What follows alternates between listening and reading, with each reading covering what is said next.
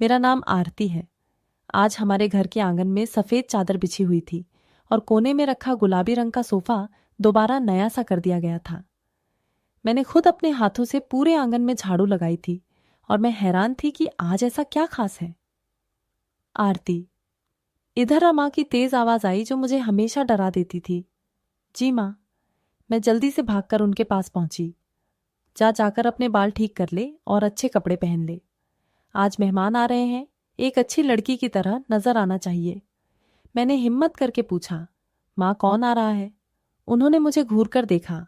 ज्यादा बातें मत कर, जितना कहा है वो कर। मैं चुपचाप अपने कमरे की ओर चली गई। दिल में उलझन थी, कुछ तो खास था जो मुझसे छुपाया जा रहा था। शाम ढलने लगी थी। सूरज की आखिरी किरण दीवार पर सुनहरी छाप छोड़ रही थी जब दरवाजे पर दस्तक हुई। मैंने पर्दे के पीछे से झांक कर देखा। एक ठीक ठाक उम्र का आदमी दरवाजे पर खड़ा था। वो अजनबी था, लेकिन उसके साथ एक गंभीर दुबली पतली सी लड़की भी खड़ी थी। उसने अपने सिर पर पल्लू ले रखा था। नजरें झुकी हुई थीं। चेहरा ऐसे जैसे कि पानी पर पड़ी चांदनी, बहुत खूबसूरत। फिर माँ ने जाकर दरवाजा खोला और उन्हें अंदर ले आई। ये सीमा है, उन्होंने मुझे बताया और उसे अंदर लाकर चली गई। मैं वहीं जमी रह गई। सीमा ये कौन है? और इतनी छोटी उम्र की लड़की यहां क्या कर रही है? कुछ देर बाद माँ ने मुझे बुलाया। आरती, जाकर सीमा को कमरा दिखा दो। अब यही तेरी भाभी है। भाभी, ये सुनते ही मेरे कदम वहीं जम गए। मगर कब और कैसे, मुझे तो कुछ पता ही नहीं चला। माँ ने मेरे 50 साल के भाई की शादी रहस्यमय तरीके से एक अनाथ लड़की से कर दी थी, जिसे वो एक नेक काम समझ रही थी। जब मैं सीमा के कमरे में गई, वो पलंग के किनारे बैठी थी, साड़ी का पल्लू सिर पर और नजरें जमीन में गड़ी हुई थीं। उसकी उंगलियां लगातार आपस में उलझ रही थीं। नमस्ते, मैंने धीरे से कहा। वो चौंकी, पर बैठे बैठे बोली, नमस्ते, मेरा नाम आरती है और तुम मेरी भाभी हो गई हो। वो बस सर हिलाकर रह गई। मैं थोड़ा उसके पास बैठ गई। अजीब सा एहसास था जैसे वो सब कुछ छोड़ आई हो और अब भी यकीन नहीं कर पा रही कि यही उसकी मंजिल है। कमरे में खामोशी थी कि अचानक दरवाजा जोर से खुला और माँ गुस्से में अंदर आई। आरती, तू यहाँ क्या कर रही है? भाभी के कमरे में जाने की इजाजत नहीं, चल निकल यहां से। मैं चौंक गई। माँ, मैं तो बस का मतलब पता है मुझे। निकल यहां से। मैं खामोशी से बाहर आ गई, मगर दरवाजा बंद होते ही अंदर से सिसकियों की आवाज आने लगी। धीरे धीरे मगर दिल को छू जाने वाली सीमा रो रही थी। रात को जब सब सो गए, मैंने दबे कदमों से लिविंग रूम में जाकर देखा। मेरा भाई साहिल शादी की पहली रात अपनी पत्नी के कमरे में सोने के बजाय सोफे पर लेटा हुआ था। चेहरा गंभीर, शरीर सीधा और नजरें छत की तरफ थीं, जैसे वो सो नहीं रहा था, किसी गहरी सोच में डूबा हुआ था। सीमा के कमरे से अब भी सिसकियों की आवाजें आ रही थीं। ये कोई आम रोना नहीं था, ये उस दर्द की आवाज थी जो तब निकलती है जब दिल अंदर से टूट जाता है। मैं भाई के पास गई। भाई, अब यहां क्यों? वो चौंक गए, फिर चेहरा छुपाकर बोले, आरती, तुम सोए नहीं? अभी तक नहीं भाई, मुझे नींद नहीं आ रही। आप भाभी के साथ क्यों नहीं है? वो तो रो रही है। मेरे शब्द सुनकर उनके चेहरे पर एक साया सा छा गया। कुछ बातें तुम नहीं समझोगी आरती, वक्त आने पर सब पता चल जाएगा। वो करवट बदलकर चुप हो गए। मैं सदमे में खड़ी थी, फिर अपने कमरे में लौट आई, लेकिन दिल में तूफान चल रहा था। सुबह की ठंडी हवा खिड़की के पर्दे हिला रही थी। पूजा के समय एक अजीब सी खामोशी और बोझ घर में महसूस हो रहा था। घड़ी में 7 बज रहे थे।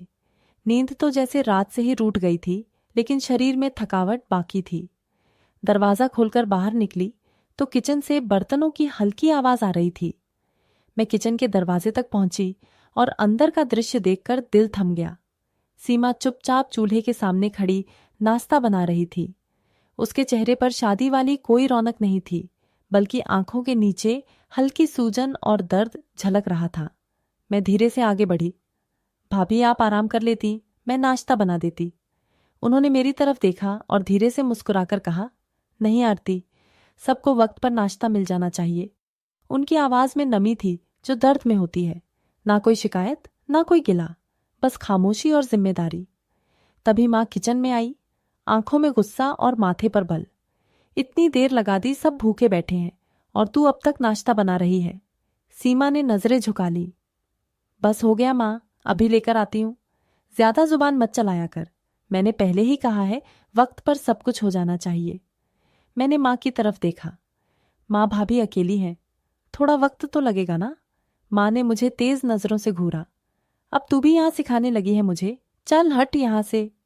मैं चुप हो गई मगर दिल अंदर से तड़प रहा था। भाई टेबल पर बैठे थे, उदास चेहरा, झुकी नजरें और खामोश जुबान। भाई जो कभी माँ के हर फैसले पर बहस किया करते थे, आज एक हारे हुए इंसान की तरह बैठे थे। सीमा ने नाश्ता टेबल पर रखा, फिर चुपचाप एक और खड़ी हो गई। ना किसी ने धन्यवाद कहा, ना किसी ने नजर उठाकर देखा, ना कोई तारीफ की। कई दिन गुजर चुके थे मगर घर में माहौल नहीं बदल रहा था। मैंने ध्यान दिया कि सीमा दिन बा दिन चुपचाप रहती और थकी हुई सी सो रही थी। उसकी बातें पहले ही सुनाई नहीं देती थीं। अब तो चेहरे के एक्सप्रेशन भी जैसे बेजान होते जा रहे थे। मेरे भाई साहिल का रवैया भी अब कुछ हद तक बदला हुआ था। वो घर में होते हुए भी किसी कोने में चुपचाप बैठे रहते। ना वो भाभी से बात करते, ना किसी और से।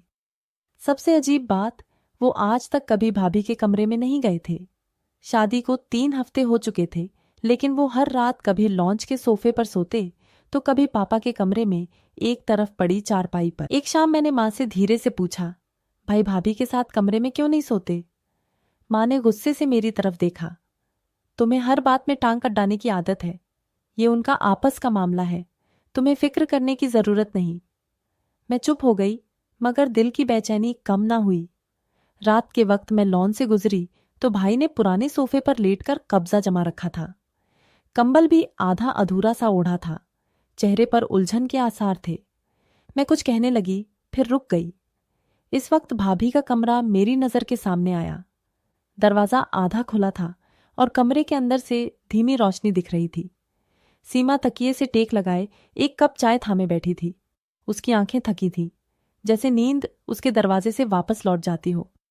अगले दिन माँ ने उसे किचन में बुलाया। सुन ना, आज दोपहर को आंगन की सफाई कर ले और पर्दे भी धो लेना। शाम को कुछ मेहमान आ सकते हैं। सीमा ने अपना सर हिला दिया। और सुन, खिचड़ी भी बना देना नानी के लिए, उसके लिए अलग, तेल कम डालकर, और आटा भी गूंथना है। मैं सुन रही थी, दिल में कई सवाल पैदा हो रहे थे। क्या ये सब काम एक अकेली नई दुल्हन के लिए ठीक है? कोई आराम, कोई नरमी, कोई एहसास, कुछ भी तो नहीं उसे दिया जा रहा था। लेकिन अब उसके लिए ये सब आम बात बन चुकी थी। जैसे सीमा घर की बहू नहीं, एक नौकरानी हो जिसे नरमी की नहीं, सिर्फ आदेश देने के लिए रखा गया हो। और मेरा भाई, उसकी खामोशी अब सिर्फ उलझन नहीं, एक पहेली बन चुकी थी। जैसे वह कुछ जानता हो लेकिन कहने से बच रहा हो। वो रात बाकी रातों से अलग थी। घर के अंदर एक अजीब सा तनाव महसूस हो रहा था, जैसे हवा में कोई घुटन सी भर गई हो। सीमा ने रात का खाना तैयार किया, सबके सामने रखा और फिर किचन में चली गई। मैंने उसके चेहरे पर थकान के साथ साथ उदासी की गहरी लकीर देखी, जो दिन पर दिन और ज्यादा बढ़ती जा रही थी। मैं भी खामोशी से अपने कमरे में चली गई, लेकिन मन उलझा हुआ था। कुछ देर बाद अचानक घर के अंदर जोर जोर से आवाजें गूंजने लगीं। माँ के कमरे से साहिल भाई की बुलंद आवाज सुनाई दी, जो पहले कभी इतनी तेज नहीं सुनी थी। आखिर कब तक माँ? कब तक आप मुझे उसके कमरे से दूर रखेंगी? मैं शादीशुदा हूं, मेरा अधिकार है उसके साथ रहना, उसके साथ जीना। माँ की आवाज भी बुलंद हो गई। जुबान संभाल कर बात कर अपनी माँ से। वह जुबान चलाने लगा है। तू नहीं जानता तेरे लिए क्या बेहतर है और क्या नहीं। मैं जो कर रही हूं तेरे फायदे के लिए कर रही हूं। फायदा? कौन सा फायदा माँ? पत्नी से दूर रहना भी कोई फायदा होता है?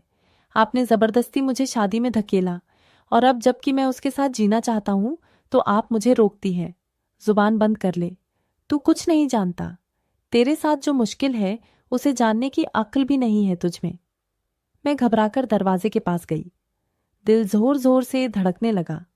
उनकी बातचीत एक ऐसी हकीकत की तरफ इशारा कर रही थी जिसका मुझे कभी अंदाजा भी नहीं था।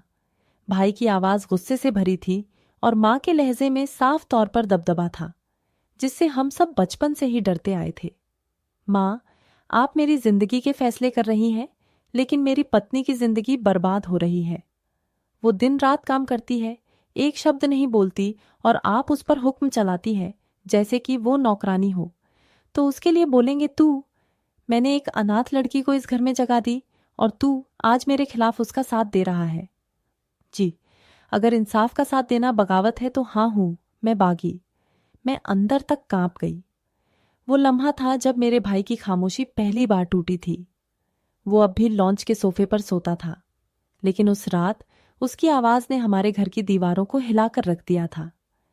मैं दरवाजे से हटने ही वाली थी कि पीछे से एक जोरदार झटका महसूस हुआ। दरवाजा खुला और मां मेरे सामने खड़ी थी। उनकी आंखों में तूफान था। वो पल भर के लिए कुछ नहीं बोली, सिर्फ मेरी आंखों में घूरती रही। तू हमारी बातें सुन रही थी। उनका लहजा जहरीला हो चुका था। मैं बस गुजर रही थी मां, मैंने हकलाते हुए कहा, लेकिन मैं अपनी बात पूरी कह भी नहीं पाई थी कि उन्होंने उससे पहले ही एक जोरदार थप्पड़ मेरे गाल पर जड़ दिया। मेरी आंखों के आगे अंधेरा सा छा गया, दिल धक से रह गया और मैं एकदम पीछे हट गई। खबरदार जो दोबारा मेरे कमरे के आसपास भी भटकी। तेरी अकल अब तेरे काबू से बाहर होती जा रही है।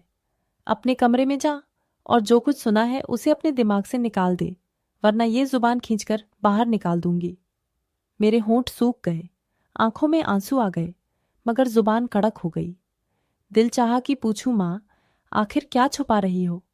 क्यों इतनी सख्त हो गई हो? मगर मैं चुप रही। मैं खामोशी से अपने कमरे में आ गई। आईने के सामने खड़ी होकर गाल पर हाथ रखा। वो लाल हो चुका था, मगर दिल की चोट उससे कहीं ज्यादा गहरी थी। मेरे मन में सच्चाई की तलाश की आग भड़कने लगी थी। मैं बिस्तर पर लेटी थी, आंखों में नींद नहीं थी, सिर्फ सवाल थे।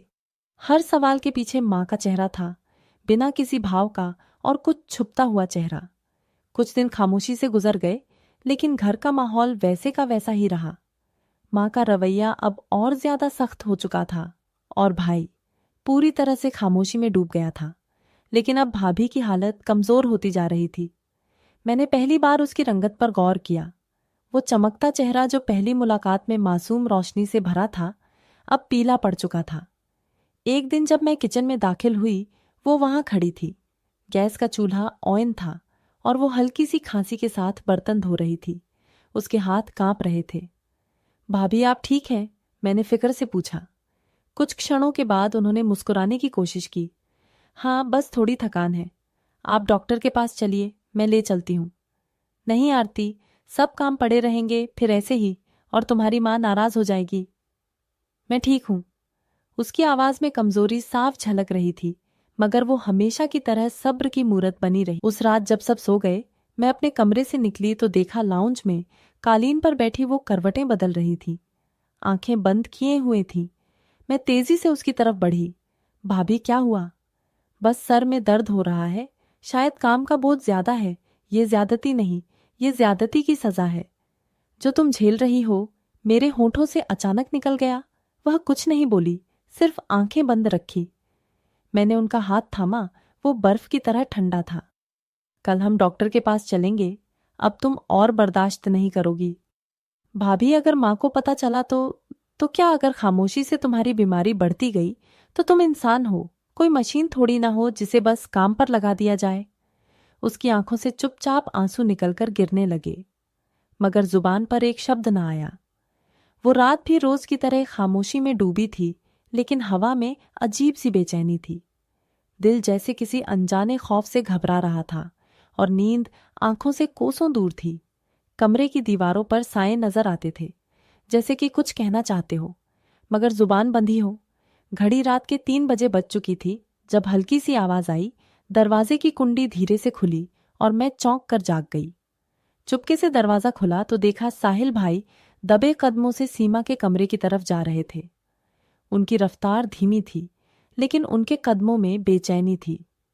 पहली बार वो अपनी पत्नी के कमरे में दाखिल हो रहे थे। दिल में कई सवाल उठे, कई उम्मीदें और कई अंदेशे। फिर कमरा बंद हुआ और फिर घर में खामोशी छा गई। मैं वापस अपने बिस्तर पर आ गई, लेकिन दिल जैसे सख्त हो चुका था। मुझे नींद ना आई और ना ही सुकून मिल रहा था।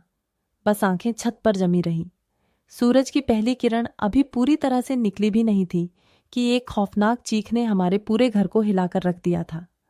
साहिल, उठो साहिल। मैं हड़बड़ाकर उठ बैठी। दरवाजा खोलकर बाहर भागी और बाकी सब भी बाहर की तरफ दौड़ते हुए सीमा भाभी के कमरे की तरफ गए। उनके कमरे का दरवाजा खुला हुआ था और अंदर का मंजर देखकर तो मेरे दिल में जलजला सा आ गया था। साहिल बहे बिस्तर पर बेजान लेटे थे। उनकी आंखें बंद थीं, चेहरा पीला और लबों के किनारे से खून बह रहा था। एक खामोश मौत जिसके असर चेहरे पर जमे हुए थे। सीमा कोने में सिमटी बैठी थी, चेहरे पर हवाइयां थीं, आंखों में खौफ और शरीर कांप रहा था। मां की चीज आसमान तक जा पहुंची। मेरे बेटे को खा गई तू। मैंने कहा था ना, उसे अपने पास मत बुलाना, देख लिया तूने अपनी मनमानी से उसे मार दिया। वो दहाड़ मार मारकर रोने लगी और अगले ही पल सीमा की तरफ लपकी। मैं तुझे छोड़ूंगी नहीं, तू कातिल है। तूने मेरे जिगर के टुकड़े को मार डाला। मैं बीच में आ गई माँ, आपको भगवान का वास्ता है, पहले ये तो देखिए कि हुआ क्या है, हुआ क्या है। सब पता है मुझे। यही मनहूस लड़की मेरे बेटे की मौत की वजह है। मैं सीमा की तरफ देखने लगी। उसका चेहरा सफेद था, जैसे वह कुछ समझने की कोशिश कर रही हो। हाथ कांप रहे थे, आंखों में आंसू रुके हुए थे। मैं भाई के पास गई, उसकी नब्ज देखी, मगर दिल पहले ही बंद हो चुका था। वह जा चुका था। हमेशा के लिए कमरे में मातम छा गया था। लेकिन उस मातम के बीच एक सवाल गूंज रहा था, क्या वाकई सीमा कातिल थी या वह खुद एक ऐसी साजिश का शिकार थी जिसका पर्दा अब उठने वाला था। साहिल भाई की मौत के बाद घर की हवा जैसे हमेशा के लिए बदल चुकी थी। दीवारें खामोश थीं, हवा जहरीली और हर कमरा मातम से भरा हुआ था। मगर सबसे ज्यादा खौफनाक था मेरी माँ का रवैया। वो सिर्फ रोती नहीं थी, वो चीखती थी, दहाड़े मार मार कर, और हर सांस के साथ सीमा को कत्ल करने का इल्जाम लगाकर गुनहगार ठहरा रही थी। अंतिम संस्कार के बाद जब घर वापस आए तो माँ की आंखों में दुख से ज्यादा आक्रोश था। मैंने सब पहले ही कह दिया था। मैंने मना किया था कि उसके कमरे में मत जाना, ये मनहूस लड़की ही उसे ले डूबी। माँ ने चिल्लाते हुए कहा। सीमा चुपचाप बैठी थी, हाथ गोद में रखे, चेहरा पीला जैसे किसी मुजरिम की तरह बैठी हो, मगर उसके चेहरे पर कोई चालाकी नहीं थी, बस थकान और बेयकीनी दिख रही थी। लानत है तुम पर, तू मेरे बेटे की दुश्मन थी। मैं जानती थी ये दिन आएगा, तूने मेरे साहिल को मार दिया। माँ का लहजा सिर्फ इल्जाम से नहीं, नफरत से भी भर चुका था। माँ बस करिए, मैंने हिम्मत करके कहा। भाई बीमार थे, ये बात आप जानती हैं। उनके मरने की वजह उनकी कमजोरी और बीमारी भी तो हो सकती है। भाभी पर इल्जाम मत लगाइए, वो खुद सदमे में है। माँ ने मेरी तरफ देखा और गुस्से से चीखी, तो अब तू इसके साथ मिल गई है। तू नहीं जानती कैसी लड़की है। ये धोखा देकर आई थी, अपनी मासूमियत की आड़ में मेरे बेटे को निगल गई। मैं चुप हो गई। मेरे पास कोई दलील नहीं थी, लेकिन माँ के आगे दलीलों की कोई भी अहमियत नहीं थी। पिताजी जो अक्सर खामोश रहते थे, उस दिन माँ की हाँ में हाँ मिलाकर बोले, ऐसी लड़कियां बस मक्कारी से ही घर को बर्बाद करती हैं। पहले बेटे को दूर किया, फिर उसे मार दिया, अब हमें संभालने का नाटक करेगी। सीमा के चेहरे पर घबराहट थी, उसके होंठ कांप रहे थे, लेकिन वो कुछ बोल ना सकी। उसके शब्द गले में फंसकर रह गए। मैं तुझे इस घर में अब एक दिन भी नहीं देखने दूंगी, माँ ने गुस्से से कहा। या तो तू चली जा, यहां से। माँ क्या कर रही है आप? मैं फिर से बोल पड़ी। कितने दिन तक आप अपनी नफरत से हमें जलाती रहेंगी? क्या हर गुनाह का इल्जाम किसी एक पर डाल देना इंसाफ होता है? माँ मेरी तरफ देखने लगी, लेकिन अब मैं पीछे नहीं हटी। मैं जान चुकी थी इस घर में इंसाफ के लिए आवाज उठाना बहुत जरूरी हो चुका था। लेकिन सीमा वो आज भी चुप थी, जैसे उसने सब कुछ भगवान के हवाले कर दिया हो। मगर एक बात थी, ये इल्जाम सिर्फ जुबान का नहीं था, ये उसकी इज्जत पर बार था, जिसे सीमा ने हर हालत में संभाले रखा था। भाई की मौत के बाद सीमा के लिए जिंदगी अब और भी ज्यादा दर्दनाक सफर बन गई थी। सुबह आंख खोलती तो माँ की कड़वी आवाज उसे सुनाई देती। दोपहर में गर्मी, थकान और कमजोरी के बावजूद भी वो किचन का सारा बोझ अपने कमजोर कंधों पर उठा लेती। कपड़े धोना, आंगन धोना, मेहमानों की सेवा करना, सब कुछ वही करती। अगर जरा सी भी देर हो जाती तो माँ की आवाज गूंजती, तू तो मेरे बेटे को खा गई, अब हमारे सर पर बैठकर राज करना चाहती है। मैं कई बार बीच में आई सीमा को सहारा देने की कोशिश की, लेकिन माँ मेरी बात सुनने को तैयार ही नहीं थी। तू भी उसकी साइड ले रही है। आरती, याद रख, मैं तेरी माँ हूं और माँ कभी गलत नहीं होती। मैं चुप हो जाती, लेकिन दिल खून के आंसू रोता पापा, जो कभी नरम मिजाज माने जाते थे, अब माँ की हम आवाज बनने लगे थे। जब भी मैं उनसे कुछ कहती तो वो ठंडे लहजे में बोलते, तुम्हारी माँ जो कर रही है वो ठीक कर रही है। इस लड़की ने हमारे बेटे को छीन लिया है। उसके साथ जो सलूक हो रहा है बिल्कुल ठीक है। ऐसा लगता था जैसे सीमा का जुर्म सिर्फ विधवा होना ही नहीं, बल्कि उनके बेटे की पत्नी बनना भी था। एक दिन सीमा ने हिम्मत करके सिर्फ इतना कहा, माँ जी मुझे बुखार है, शायद आज थोड़ा आराम कर लूं तो ठीक हो जाऊं। माँ ने उसे जोर से धक्का दिया। ज्यादा ड्रामे मत कर, मुझे पता है तू क्या चाहती है। पहले मेरे बेटे को बीमार करने के लिए अपने कमरे में बुलाया, और अब तू मुझे भी बीमार बनाना चाहती है। मैं आगे बढ़कर सीमा को सहारा देने लगी। वो जमीन पर गिरते गिरते बची। उसकी आंखों से आंसू बहने लगे, मगर उसके होंठ अब भी चुप थे। उसी दिन मैंने पहली बार सोचा, कितना मजबूत होता है वो इंसान जो सिर्फ सब्र को हथियार बनाकर जुल्म सहता है, और कितना कमजोर होता है वो जो जालिम के जुल्म को देखकर भी चुपचाप तमाशबीन बना रहता है। मैं सीमा को उसके कमरे में ले गई, उसे कंबल ओढ़ाया और पानी का गिलास दिया। मैं तुम्हारे साथ हूं भाभी, अब और बर्दाश्त नहीं करने दूंगी तुम्हें। सीमा ने मेरी तरफ देखा, उसकी आंखों में रोशनी की किरण झलकी। शायद पहली बार उसे यकीन आया कि वो अकेली नहीं है। दिन गुजर रहे थे, मगर सीमा की जिंदगी में अंधेरा कम नहीं हो रहा था। एक दोपहर घर की घंटी बजी। मैं दरवाजे पर गई तो देखा 3 औरतें खड़ी थीं, हाथों में मिठाई के डिब्बे लिए, चेहरे पर नम्रता। नमस्ते बेटी, हम मोहल्ले से ही हैं, तुम्हारी भाभी के बारे में सुनकर आए थे। अगर इजाजत हो तो थोड़ी बात कर सकते हैं। मैंने उन्हें इज्जत से अंदर बुलाया। वो आंगन में बैठी, फिर मैंने सीमा को बुलाया। सीमा धीरे धीरे अंदर से आई। उसकी नजरें झुकी हुई थीं, मगर चेहरे पर वही मासूमियत थी। उन औरतों ने जैसे ही उसे देखा, एक हल्की मुस्कान के साथ बोली, तुम बहुत ही अच्छी और सुशील लड़की हो, हमने इसके बारे में बहुत सुना है। एक ने कहा, हमारे घर में एक विदुर का रिश्ता है, हमें सीमा बहुत पसंद आई है, हम उसके लिए बात करना चाहते हैं। सीमा का चेहरा एकदम से पीला पड़ गया और मेरी सांसें जैसे रुक गईं। हम कुछ कह ही रहे थे कि तभी माँ कमरे से निकली और औरतों को बैठे देखकर सब समझ गई कि बात क्या हो रही है, ये क्या हो रहा है। उनकी आवाज तेज हो गई।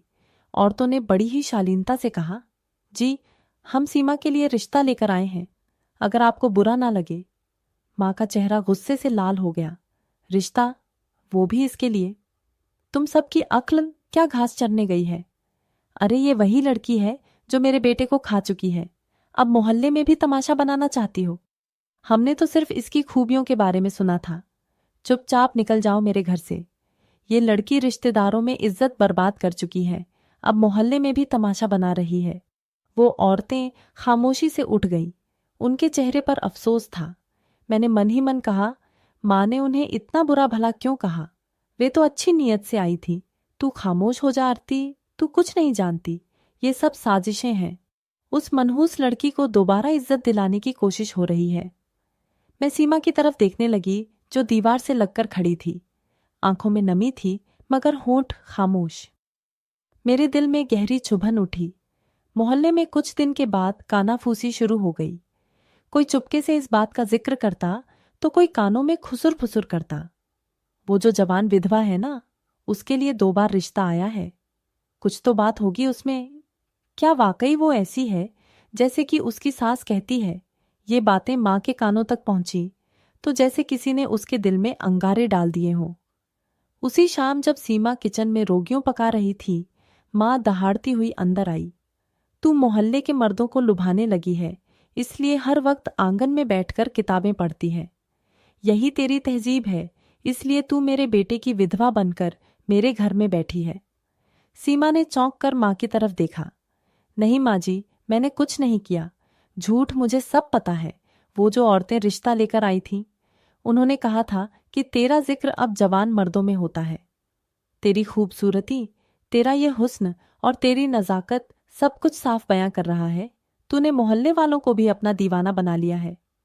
सीमा की आंखों में आंसू आ गए। वह एक कदम पीछे हटी। मेरा भगवान ही गवाह है, मैंने ऐसी कोई हरकत नहीं की। तुझे मैं सच दिखाती हूं। माँ ने किचन के बर्तन उठाकर जमीन पर फेंक दिए और सीमा को जोर से धक्का दिया। तू मुझे बदनाम करेगी, मेरे घर को, मेरे बेटे को बदनाम करेगी, रुस्वा करेगी, मैं तुझे जिंदा नहीं छोड़ूंगी। मैं भागती हुई आई और माँ के हाथों को रोका। माँ, बस करिए, आप क्या कर रही हैं? भाभी बेकसूर है, वो तो किसी से बात भी नहीं करती, उन्होंने क्या गलती की है? माँ ने मेरी तरफ देखा और एक जोरदार थप्पड़ मेरे गाल पर जड़ दिया। तू भी अब इसकी जुबान बोलने लगी है क्या? तुझे नहीं पता ये क्या चीज है? तू भी अगर इसके कदमों पर चलने लगी तो फिर मैं तुझे घर से निकाल दूंगी। सीमा जमीन पर गिर गई। उसने हाथों से चेहरा छुपा लिया, जैसे खुद को दुनिया की नजर से छुपाना चाह। उसी रात जब सब सो गए, मैं सीमा के कमरे में गई। उसकी आंखें सूजी हुई थीं और चेहरे पर नीले निशान थे।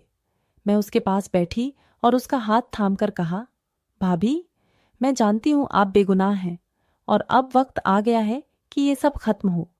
सीमा ने मेरी तरफ देखा। खामोशी से उसकी आंखों में एक थका हुआ हौसला था, जैसे कि उसने फैसला कर लिया हो कि अब या तो वो ये सब सहना बंद कर देगी या फिर पूरी तरह से खत्म हो जाएगी।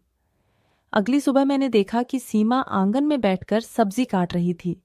उसके हाथ कांप रहे थे और माथे पर पसीना था। माँ रोज की तरह किचन में ऊंची आवाज में बोल रही थी, नाश्ता अब तक तैयार नहीं किया, क्या मर गई हो? मैं दौड़कर सीमा के पास गई। भाभी, आप आराम करें, मैं नाश्ता बना देती हूँ। वो बोलने ही वाली थी कि माँ वहां पहुंच गई। क्या अब यह नौकरी भी तू करेगी? बड़ी आई वकील बनने, मैंने पहली बार उनकी तरफ नजरें जमाकर कहा। जी हाँ करूंगी, क्योंकि अब यह जुल्म नहीं सहने दूंगी। मैं उसे, सीमा इंसान है, कोई कैदी नहीं। माँ की आंखें फैल गई। क्या कहा तूने? तू अब मुझसे जुबान लड़ाएगी? माँ, मैं बहुत बर्दाश्त कर चुकी हूं। मैंने आपकी हर बात मान ली, लेकिन आज नहीं। आपको कोई अधिकार नहीं है कि आप सीमा पर इतना जुल्म करें। भाई की मौत का गम सबको है, लेकिन इसका इल्जाम किसी बेकसूर पर डाल देना नाइंसाफी है। बस कर एक शब्द और निकला तो समझ ले, तो फिर क्या करेंगी? माँ मुझे भी मारेगी, मुझे भी जलीम कहेगी। माँ का हाथ उठा और एक जोरदार थप्पड़ मेरे गाल पर पड़ा। ये तेरी परवरिश है, तू मुझसे बहस करेगी। मेरा सिर झुक गया, लेकिन मेरी आंखों में आंसू नहीं आए। मैं जानती थी यह थप्पड़ सिर्फ मेरे जिस्म पर नहीं, मेरे हौसले पर था, लेकिन मैं अब कमजोर नहीं थी। माँ, यही मेरी परवरिश है कि सच के लिए आवाज उठाई जाए, चाहे वो अपनी माँ के खिलाफ ही क्यों ना हो। पापा जो पास में ही बैठे थे, वो भी ये सब देख रहे थे, मगर हमेशा की तरह वो खामोश रहे। उनकी खामोशियां मुझे काटने लगी थीं। वो सिर्फ माँ के इशारों पर नाचने वाले बन चुके थे, या फिर उनकी आवाज भी अब दब चुकी थी। मैंने सीमा का हाथ पकड़कर उसे अंदर ले जाकर कमरे का दरवाजा बंद कर दिया। अब बहुत हो गया, अगर अब आप भी चुप रही तो ये सब कभी खत्म नहीं होगा। सीमा ने मेरी तरफ देखा। उसकी आंखों में नमी थी, लेकिन उसके होठों पर पहली बार एक छोटी सी मुस्कान थी। तुमने मेरी खातिर अपनी माँ के खिलाफ आवाज उठाई, आरती, अब मैं चुप नहीं रहूंगी। उस पल मुझे लगा जैसे पहली बार सीमा ने खुद को कैद से आजाद महसूस किया हो, और मैंने पहली बार खुद को एक बगावत का हिस्सा बनते देखा हो। ये बगावत सिर्फ आवाज की नहीं थी, ये बगावत इज्जत, अधिकार और इंसानियत के लिए थी। फिर एक दिन वही मोहल्ले की इज्जतदार औरतें दोबारा आईं। उनके साथ एक और औरत भी थी जो काफी अच्छे घर की लग रही थी। मैंने उन्हें अंदर बिठाया और चाय पानी का इंतजाम करने लगी। हमें सीमा बहुत पसंद आई है। उन्होंने बात शुरू की। हमने इसके सब्र, सलीके और शराफत के बारे में बहुत सुना है। हमारी भाभी के बेटे का रिश्ता है और हम चाहते हैं कि अगर आपको कोई भी ऐतराज ना हो तो फिर हम बात को आगे बढ़ाएं। मेरी आंखों में खुशी की चमक आ गई। सीमा उस पल कमरे के कोने में बैठी थी, सर झुकाए, लेकिन उसके चेहरे पर भी एक हल्की सी चमक दिख रही थी। लेकिन तभी दरवाजा खुला और माँ अंदर आई। जैसे कि उन्होंने बात सुनी, उनकी आंखों में आग सी भर गई। बड़ी कोठी का रिश्ता, और वो भी इसके लिए।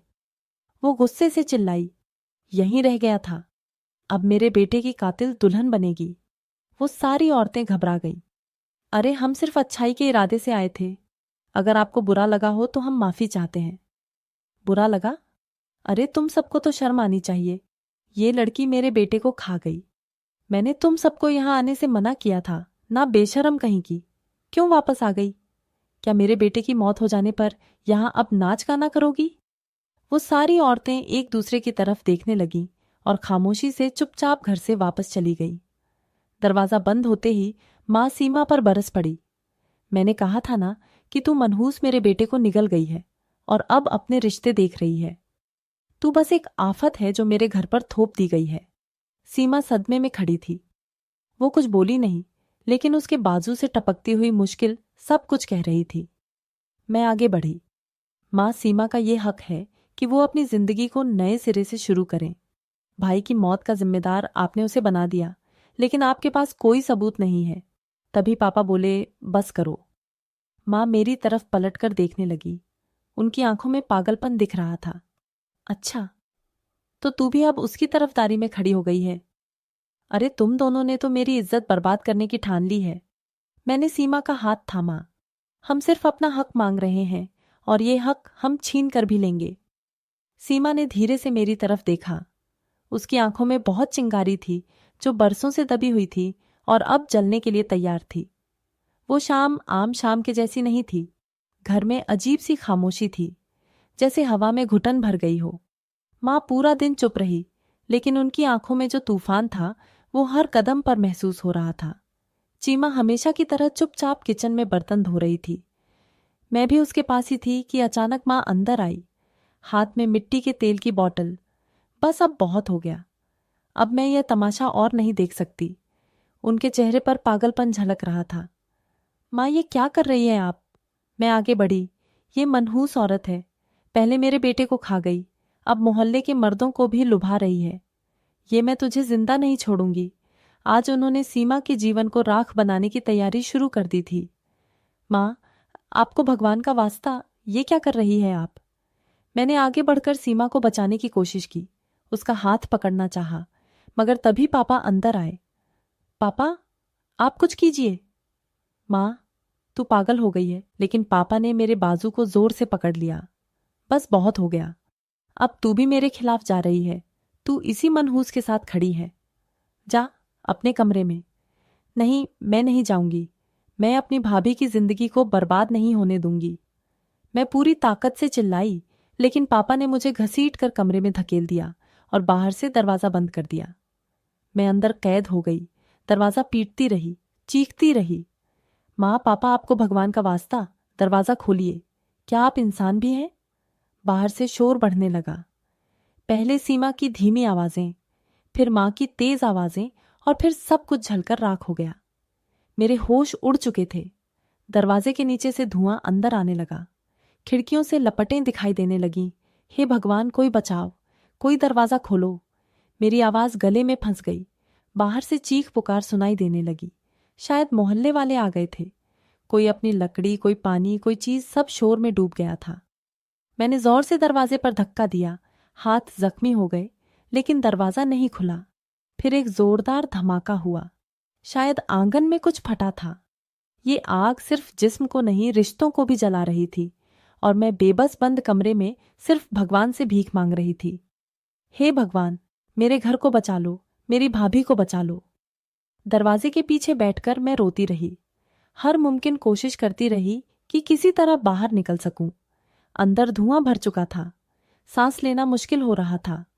मेरी आंखों से आंसू बह रहे थे। ये आंसू दर्द नहीं खा सकते थे। सिर्फ होठों पर प्रार्थना थी, भगवान कुछ भी करके भाभी को बचा लो। फिर अचानक एक जोरदार धमाके के साथ दरवाजा टूटा। मोहल्ले के कुछ लोग थे जिन्होंने शोर सुनकर दरवाजा तोड़ दिया था। मैं लड़खड़ाती हुई बाहर निकली और आंखों के सामने का मंजर मेरी रूह तक कंपा गया। आंगन के बीचों बीच आग बूझ चुकी थी, लेकिन जमीन पर दो जले हुए शरीर पड़े थे, माँ और पापा। मेरे कदम कांप गए, आंखें फैल गईं। दिल में अजीब सा सुकून और खौफ एक साथ उतर आया।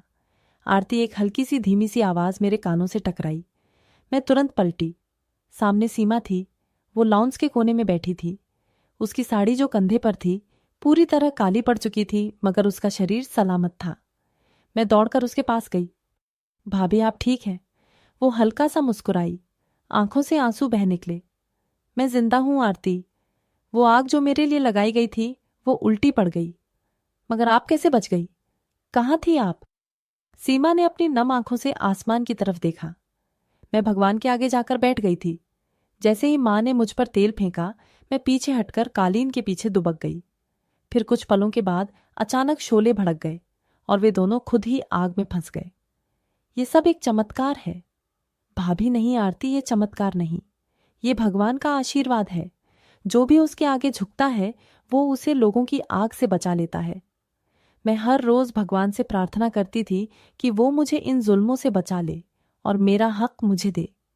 भगवान ने मेरा सब्र देख लिया और मेरी प्रार्थना सुन ली। मेरी आंखों से आंसू निकल पड़े। मैंने उनका हाथ थामा। आप बहादुर हैं भाभी। भगवान ने आपको बचाकर सच को जिंदा कर दिया है। सीमा ने नजरें झुकाईं और धीरे से कहा, इस जन्म का अंजाम यही होता है। आरती जलता है वही जो दूसरों को जलाने निकलता है, और बचता है वही जो रात की तन्हाई में भी भगवान के सामने रो लेता है। उसी दिन मैंने सीखा कि बेगुनाह की आंख से बहने वाला आंसू दुनिया की सबसे बड़ी आग को भी बुझा सकता है। रात गहरी हो चुकी थी, मगर नींद जैसे कोसों दूर थी। माँ और पिताजी का अंतिम संस्कार हो चुका था। अब घर में फिजा पूरी तरह से बदल गई थी। एक अजीब सा सुकून था, मगर साथ ही ढेर सारे सवाल। मैं सीमा के कमरे में गई। उसका चेहरा थकान से चूर था, मगर अब चेहरे पर सुकून भी था। मैं धीरे से उसके पास बैठ गई। भाभी, एक बात पूछूं? उसने मेरी तरफ देखा, मुस्कुराकर सर हिलाया। भाई, शादी के बाद कभी आपके कमरे में क्यों नहीं आए? वे हमसे दूर क्यों रहे? मेरा सवाल सुनते ही सीमा की मुस्कुराहट धीरे धीरे कम हो गई। उसकी आंखों में पुरानी तकलीफ जागी और चेहरे पर खामोशी लौट आई, जो मैंने पहली बार उसकी शादी की रात देखी थी। कुछ देर चुप रही, फिर गहरी सांस लेकर बोली, आरती, तुम्हारे भैया बीमार थे। एक ऐसी बीमारी ने उन्हें जकड़ रखा था जिसका अंजाम पहले ही तय था, मौत। वे शादी के काबिल ही नहीं थे। मेरे लफ्ज सिमट गए। क्या आपको सब पता था? शादी के कुछ दिन के बाद, जब वे हर रात कमरे से बाहर सोते।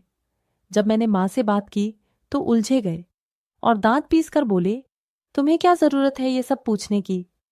फिर एक रात मैंने उनके कमरे की दराज में कुछ कागजात देखे। वो रिपोर्ट थी साहिल की मेडिकल रिपोर्ट।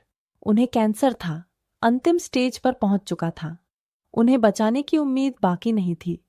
मेरी आंखों में आंसू आ गए। माँ को सब पता था, हाँ, और उन्होंने इसके बावजूद भी मेरी शादी उनसे करवाई थी। एक अनाथ बेसहारा लड़की जो मुफ्त की नौकरानी बन जाती है। वो जानती थी कि साहिल ज्यादा दिनों का मेहमान नहीं है।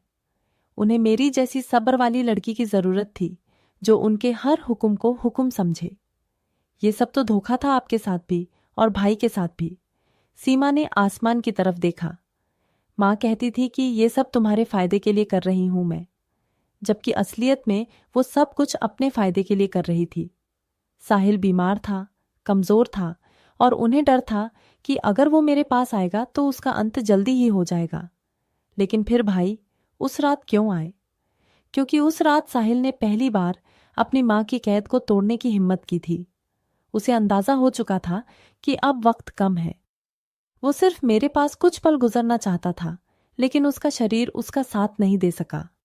वो मर गया मेरे ही सामने, और फिर इसका इल्जाम भी मुझ पर लगा दिया गया। मैं पत्थर बन गई, आंखें नम, दिल बोझेल। सीमा ने मेरा हाथ थामा। मैंने कभी किसी से कोई शिकवा नहीं किया, आरती, क्योंकि मुझे यकीन था कि भगवान सब देख रहा है और वही इंसाफ करेगा वक्त पर। और आज वो वक्त आ चुका था। घर की फिजा पहले जैसी नहीं रही। खामोशी तो पहले भी थी, मगर अब खामोशी में सच्चाई भी शामिल हो चुकी थी। वो सच जो बरसों से छुपाया जा रहा था, जो जुल्म को अपनी तह में दबा रहा था, वो खुद को जाहिर कर चुका था। उस रात सीमा मेरे साथ बैठकर ठंडी सांसें भर रही थी। मैंने उसके चेहरे पर सुकून देखा, जो सिर्फ सच्चाई बयान कर देने के बाद आता है। सीमा ने कहा, तुम्हारे भाई अपनी माँ की गिरफ्त में थे। वो उन्हें जैसा समझाती रही, वो वही समझते रहे। उन्हें लग रहा था कि उनकी माँ जो कह रही है सही कह रही है, कि मैं वाकई उनके काबिल नहीं। मैंने कहा, जब तुम्हें सब पता था तो तुमने माँ से कुछ क्यों नहीं कहा?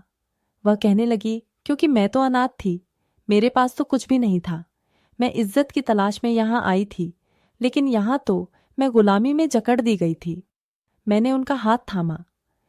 आप सिर्फ मेरे भाई की पत्नी नहीं थी भाभी, आप एक कुर्बानी थी, एक ऐसा वजूद जिस पर जुल्म करके मेरी माँ ने खुद अपने नसीब में आग बरसाई थी। सीमा ने आसमान की तरफ देखा। मैंने सोचा था वो एक अनाथ लड़की को कैद करेंगे, मगर भगवान ने उस कैद को खत्म कर दिया। उसी लम्हे मुझे यकीन हो गया कि जुल्म की सबसे बड़ी साजिश भी भगवान के हिसाब से नहीं बच सकती। कई दिन गुजर चुके थे। मेरे माँ बाप के जाने के बाद अब घर में एक अजीब सा सुकून था, लेकिन उस सुकून में न कोई खौफ था न घुटन। उसमें सच की रोशनी थी और एक नया हौसला भी। एक शाम घर की सफाई करते हुए माँ की पुरानी अलमारी के दराज को जब मैंने देखा जहां कभी कुछ देखा था, दिल में ख्याल आया कि शायद वही रिपोर्ट आज भी वहीं पर हो जो सीमा की कही हुई बातों को सच साबित कर सके। मैंने दराज खोला। उसमें पुराने कपड़े जमा थे, जिनके नीचे कुछ तस्वीरें भी दबी हुई थीं।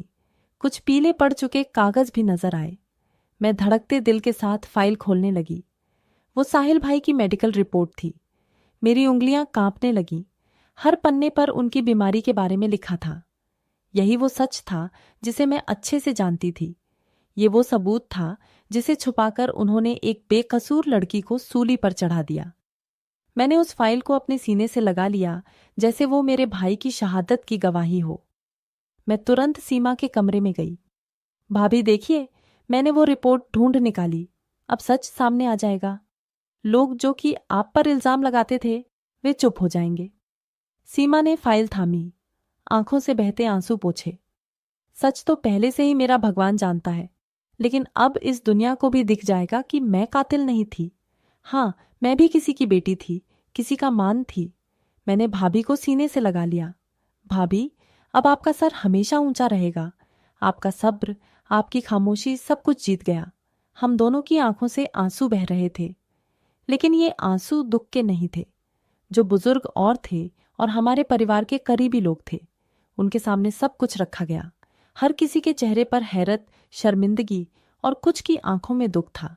एक औरत ने धीरे से कहा, हमने सीमा पर शक किया, उस पर इल्जाम लगाया, लेकिन वो तो खुद बेचारी हालात की मारी थी। हमें माफी मांगनी चाहिए। सीमा ने सबको देखा। मुझे किसी से शिकायत नहीं, बस मैं इतना कहना चाहती हूं कि दोबारा किसी और के साथ ऐसा ना हो। किसी की खामोशी को कमजोरी मत समझिए। और उसी पल सीमा सिर्फ एक विधवा नहीं रही, वो एक मिसाल बन गई। सच आखिरकार सामने आ गया था, और सच हमेशा देर से ही सही, लेकिन जीतता जरूर है। वक्त का पहिया अब एक नए मोड़ पर आ चुका था। मैं और सीमा अब एक दूसरे का सहारा थे। हमने घर को फिर से संवारा।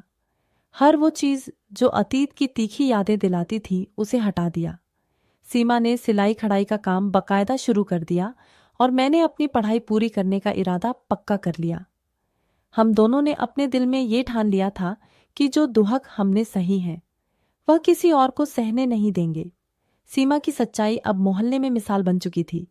एक दिन सीमा ने मुझसे कहा, आरती जिंदगी नए सिरे से शुरू हो चुकी है, और यह सिर्फ इसलिए मुमकिन हुआ कि हमने सच का साथ दिया, सब्र किया और अपने भगवान पर भी यकीन रखा। मैंने उसका हाथ थामा और फिर हमने एक नई जिंदगी की शुरुआत की, जिसकी बुनियाद सच्चाई, सब्र और ईमान पर टिकी थी। जुल्म चाहे जितना भी लंबा हो, इंसाफ जरूर होता है। भगवान पर भरोसा और सब्र इंसान को हर मुसीबत से निकाल सकता है। दोस्तों, उम्मीद करती हूँ आपको हमारी कहानी पसंद आई होगी। कहानी पसंद आई है तो वीडियो को लाइक करें, चैनल पर नए हैं तो चैनल को सब्सक्राइब करें और नोटिफिकेशन बेल को ज़रूर दबाएं ताकि अगली अपडेट सबसे पहले आपको मिले।